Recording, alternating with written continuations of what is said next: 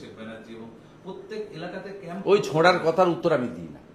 এটা একটা ছোঁড়া, চিটিংবাজ, টাকা ছাড়া কিচ্ছু ছিল না। আজকেও কলকাতা হাইকোর্টে সম্মানীয় সিনিয়র উকিল বিকাশ রঞ্জন ভট্টাচার্য সিবিআইয়ের পেশ করা একটা বড় তথ্য পড়ে দিয়েছে। তাতে বলেছেন অভিষেক ব্যানার্জি, অভিষেক ব্যানার্জি, অভিষেক ব্যানার্জি। অতএব একদম যারা বেকার যুবক যুবতীর চাকরি বেঁচেছে হাজারে হাজারে, এত বেকার যুবক যুবতীকে ধ্বংস করে দিয়েছে, তো অভিশাপে পাপে ধ্বংস হয়ে যাবে।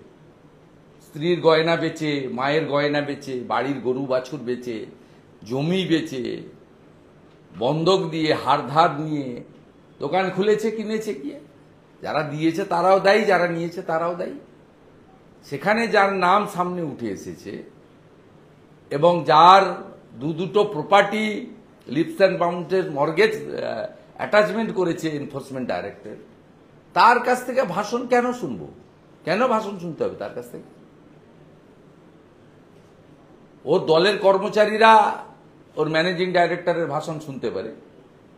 পশ্চিমবাংলার মানুষ ওনাকে রাজনৈতিক নেতা বলে মনে করে না। ওনার একটাই পরিচয়, ভাইপো। পিসি বাদ দিলে উনি জিরো। আমি যখন দল বদল করি তখন কলকাতার মেয়র, শ্রীরামপুরের সাংসদ, এরকম অনেক অসংখ্য বলেছিল পিছন থেকে মমতা ব্যানার্জির ছবিটা সরিয়ে দিলে সামনে চেয়ারগুলো পড়ে থাকবে। কিন্তু আমি নন্দীগ্রামে মমতা ব্যানার্জিকে হারিয়ে প্রমাণ করে দিয়েছি যে মমতা ব্যানার্জিকে বাদ দিয়েও রাজনীতিটা করা যায়। অতএব সব যার পিসি ছাড়া কোনো অস্তিত্ব নেই তার সম্পর্কে বেশি কথা খরচ না করাই ভালো।